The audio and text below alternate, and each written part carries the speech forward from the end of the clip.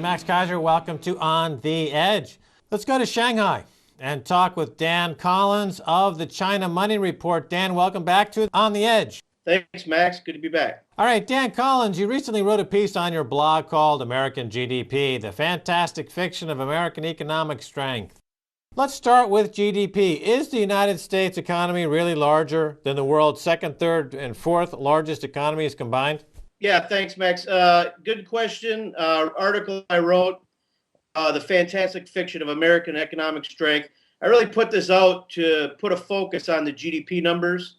Most of American economic numbers, in my opinion, are almost nonsensical at this point. You know, we argue every day in the media, is unemployment 8.2% or is it 8.3%? Meanwhile, we have 90 million able-bodied adults we don't include in the workforce because they're not in the labor force. So most of the statistics have become completely nonsense. The GDP is what I think is one of the biggest ones. We're always focused on the GDP number. The whole focus behind the Keynesian economics is to push up the GDP number to give us so-called growth. And indeed, when you look at the GDP numbers, the United States last year, roughly a $14.5 trillion economy, is equal to the next three largest GDP numbers combined, Germany, China, and Japan. China is roughly a $6 trillion market, GDP, Japan $5 trillion, and Germany about $3.3 trillion. So I call these three countries the block of three, and then I compare really behind these GDP numbers, what's underneath it. What are these countries actually doing in terms of output? And I came up with some startling numbers, which anybody who's traveled in and around these countries realizes this just doesn't make sense. First thing is you look at automotive production. The United States last year, with their $14.5 trillion GDP, produced 8.7 million cars. The block of three combined produced 33 million cars, over 4 times the number. You look at steel production, United States produced 85 million tons of steel last year. The block of three did 10 times that, 835 million tons of steel. You go through mobile users. They have 5 times the number of mobile users. So you have to start to ask yourself, what is bloating up this U.S. GDP number? What's, and you look at the GDP equation, which is private consumption plus government spending plus gross investment minus exports and imports, the variance there. Well, obviously, if you look at the exports and the imports for the American economy, that's a negative on a U.S. GDP number. We only export about $1.4 trillion worth of goods. And most of those goods come back to us in final assembled product. These block of three countries, they export $4 trillion compared to our $1.5 trillion. So, if you look at American exports, it really looks like a 19th century economy. Other than our main exports to China, like junk paper, scrap steel, scrap plastic, we also are a heavy agriculture country. We do soybeans and corn. So really, what's propping up this American GDP number? It's all government spending and private consumption. We've now moved the private consumption to 72% of our GDP number. So the main point of my article here is that as long as we're going through this money printing system and we're trying to push up the GDP number, it's not going to help jobs. We've had jobless recoveries for 10 years going now, jobless recovery after jobless recovery. We have 330 million people in the country now, 30 million more people than we had 10 years ago. We have less people working, yet our GDP has grown pretty sizable over the last 10 years. So you can see this is really pushing on a string, this whole Keynesian economics and quantitative easing. It's not going to result in any new jobs, and a focus on something as simple as the GDP number is no longer really applicable in measuring the health of the economy. All right, now the GDP number, and I want to talk about two different things. First of all, on that GDP number, of course, the published number is the gross calculations based on the components you just mentioned, minus the deflator, which is tied to CPI and inflation. And the way you get a positive GDP, of course, is by understating that CPI and inflation. That CPI number doesn't include things like food and energy, for example.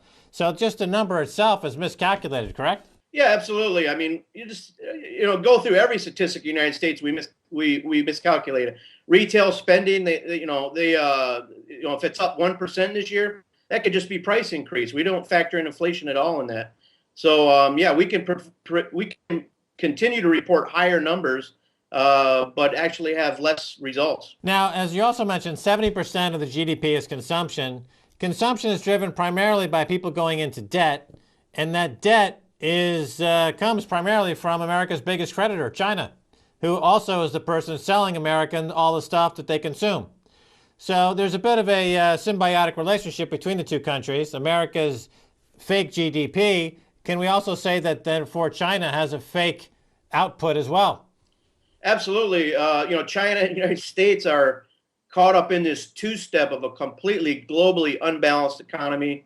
China's really the mirror image, way too much fixed asset investment, currency's too low, overcapacity in industry after industry. So yeah, absolutely. Although if I was to ask myself which position would I rather be in, I'd obviously want to be in China's shoes because I think it's a lot easier to get them to restructure their economy by buying more of their outputs as opposed to the United States, where we're going to have to tell 106 million people who are currently on the welfare rolls, we're going to have to train them to go back to work and learn how to make something. All right, so the argument is that China can boost the value of the yuan, which would give the Chinese people purchasing power to purchase the very stuff that they make.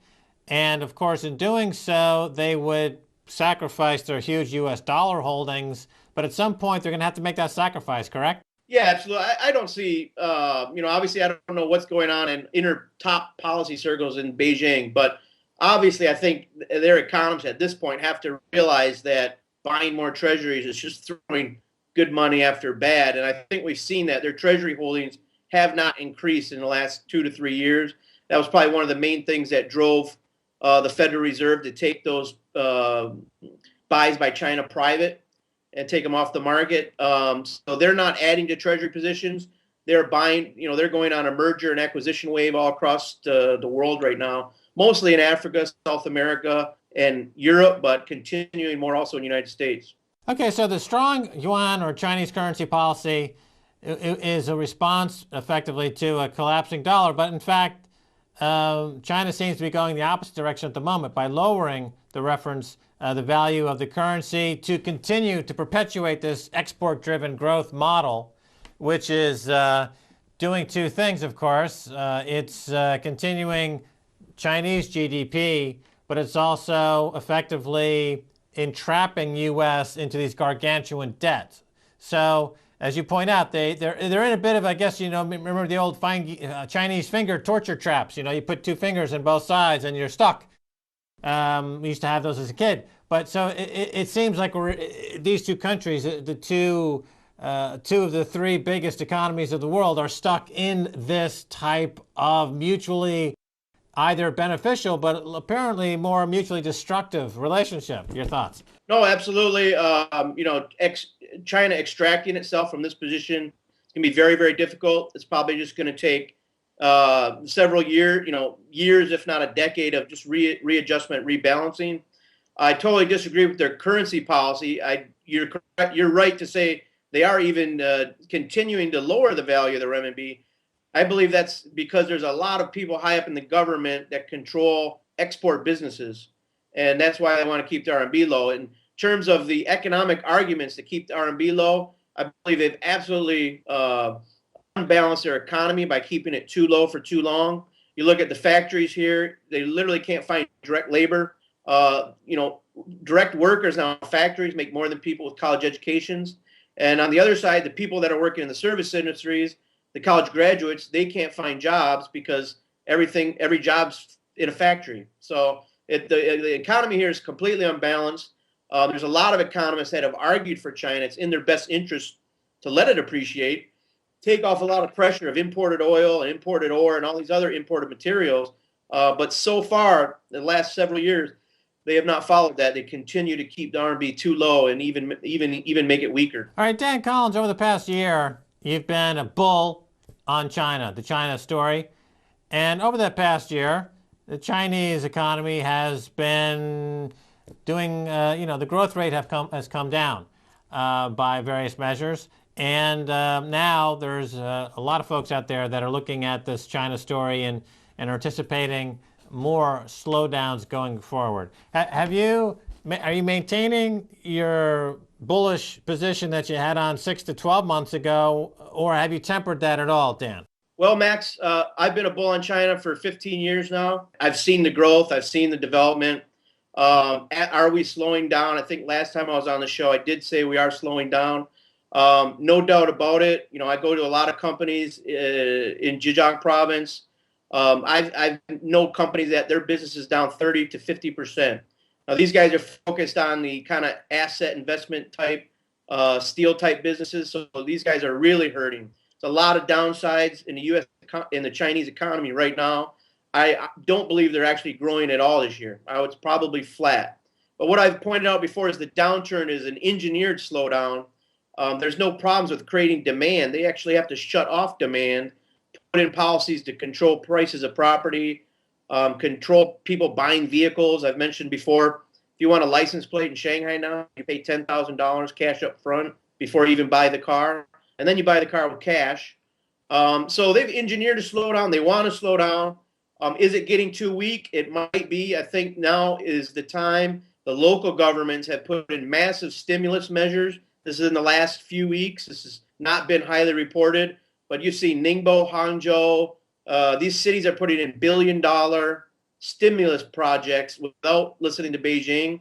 Beijing still has a 9% commercial interest rate loan status if you can get a loan. So they have really choked off the economy here. Guizhou province just reported a $400 billion stimulus project. So the local governments here are getting out ahead of it. They have the money. There's a lot of capital here, and they're going to spend it. So China's absolutely slowing down. It's not growing. Long term, it's not. But my argument would be it's not structurally completely flawed at this point. There are industries that have too much capacity, like steel's one. But in general, they're not running a huge debt and credit Ponzi scheme like the American economy. So in terms of safe haven, I still like China long term. Right now, another way to view the global economy is to look at price signals generated by various commodities. And we know about the famous role played by Dr. Copper. Copper is a commodity that tends to telegraph economic moves up and down. A few years ago, copper was booming, making new all-time highs. And the story is China had huge demand. They were stockpiling copper, and they were anticipating their growth rate to continue. Now the copper price is trending down. It looks like it's about ready to break some long-term support, which would indicate some really, sizable weakness going forward. Again, driven primarily by what you're talking about here in China. Now, my next question is really more, cultural and as well as economics. You have a transition in China to this market-driven economy that promise prosperity for all type of, or to be glorious is to be rich. This type of idea that people should pursue profits, they should pursue wealth, and this was a huge transition from an economy that was governed by the idea of more of the iron rice bowl, that everybody was guaranteed some sustenance. But as we head into this downturn now, which would be could be the first major downturn of the post-China capitalist/communist story, are the people in China themselves braced for yet another change in the story, I guess you could call it? Yeah, it'll be interesting. I think I've also mentioned before, I think eventually China will become a democracy. I think it's evolved to that point where people are kind of getting tired, where they can't even vote for anything. So that'll eventually transition over the next 10 years, I think. But in terms of future economic troubles, I think China's pretty well prepared. You have to look at where they come from. People in their 50s here literally grew up hungry, didn't have enough to eat. So people here in Chinese, we say eating bitterness. They've ate bitterness all through the 60s, 70s, and most of the 80s. They had a very, very hard life. Prosperity has only really happened within the last 5 to 10 years. And that's probably only really for 30, 40% of the population. The older generations still live very frugal lives. They can live on $100 a month. So I mean, China's not new to adversity. So I see their transition. If we go into real severe economic problems globally, I see them being able to ride this out. They have the factories, they have the engineers. They're used to they're used to hard times. Whereas America is going to be in for a real wake up call when you get all the the everybody gets a trophy generation having to really get through these hard times that are coming up. All right, let's talk about food prices. Food prices around the world are once again rising sharply due to drought and extreme weather, and which seems to be happening more and more frequently. And this is happening in America with the corn, of course, and we're seeing this affect wheat in places like Russia. The food prices, the rice crop in the rice-producing nations seems to be the least affected so far, from what I gather. But what kind of, how sensitive is China to, let's say, price of food were to skyrocket suddenly? I guess that, are they prepared for that type of thing, or what are your thoughts? Well, I don't see China. The price of food in China is very, very politically driven issue. We've lived through here 5 to 10 years of rapid escalating food prices, and that's really, I think, due to the huge money printing that's gone on all over the world, but especially also in China. China's used to 20% increases in vegetable prices every year. Oil prices up 20% every year. They're absolutely have to watch out for this issue. I don't see an Arab Spring type issue in China for food prices. China has the exports and has the money. They can buy the food on the market. If it comes down to countries, in poor areas of the world competing against China to buy food, China's got the money to buy it. So definitely they need to look out for it, but I don't see it as a Arab Spring type issue for China at this point. All right, here's a very interesting story. Recently, Secretary of State Hillary Clinton was in Africa, and she warned leaders against China's investments in the region, suggesting that China was just grabbing their resources.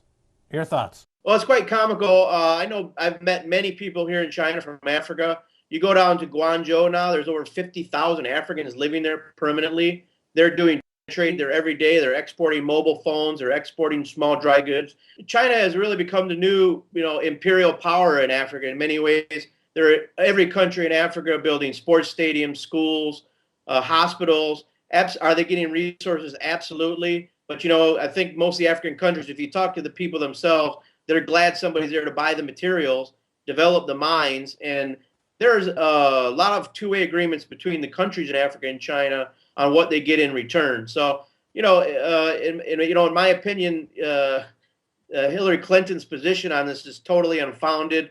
I think there's some new books out now about the China trade in Africa. It's actually benefiting greatly for the continent. All right, Dan Collins, looking at the recent history in the Middle East and the military buildup in the Pacific, it seems like the U.S. primary objective in the Middle East is to box China out from having access to oil in the Middle East, because the U.S. would like China to remain a low-cost labor entity, but that's it. So energy, of course, is needed to grow.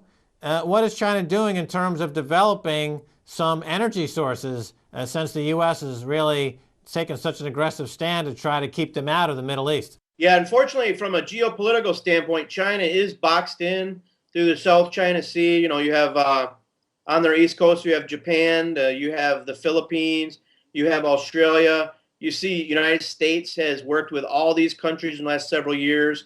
We now have troops in Australia. This is the new whole pivot Asia strategy, try to box them in. China countered last week with reinforcing the military garrison directly in the South China Sea, which is not far from the Philippines. So these tensions are definitely ratcheting up. Geopolitically today, the American Navy is too strong for China to develop any response. So I think they do it economically. China's focused on growing economically, growing peacefully. China hasn't started a war with anybody since the 70s. How many wars has the United States been in since the 70s? So, will they box him in? Yeah, absolutely. America's same strategy as Russia. We put up NATO bases ringing around Russia, despite the fact that at the end of the Cold War, we said we weren't going to do that. We're now doing the same thing to China. The question for America is, do you really have the economic might to continue that kind of policy?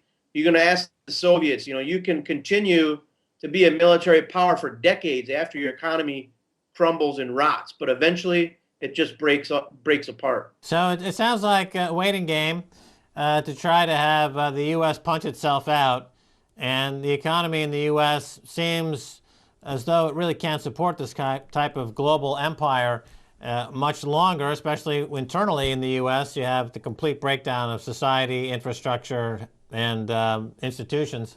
Any thoughts in China now about what people on the street are saying in terms of, or do they think about it, timing in all of this? Do they look over at the U.S. and they see a country that's rapidly collapsing or slowly collapsing? Well, I think right now they see opportunity. They kind of laugh at the price of property over there. I get asked all the time, "Hey, I'm going to help me buy some property in the United States. It's ridiculously cheap."